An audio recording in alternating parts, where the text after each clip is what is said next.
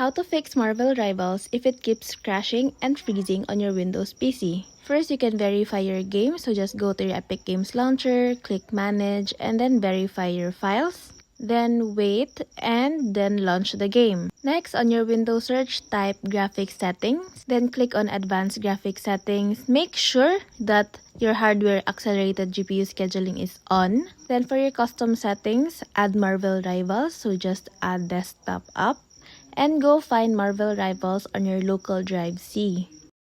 Once you added Marvel Rivals, click the arrow down and make sure you use high performance in your GPU and try launching the game again.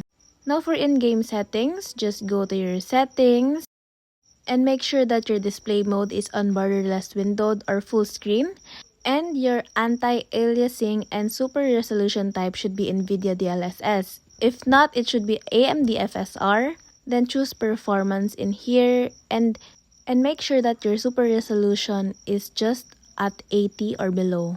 And this one should be on AMD, and your low latency should be your NVIDIA. And when you scroll down, you just follow what I am doing. So you just turn everything to low and turn off your reflection quality.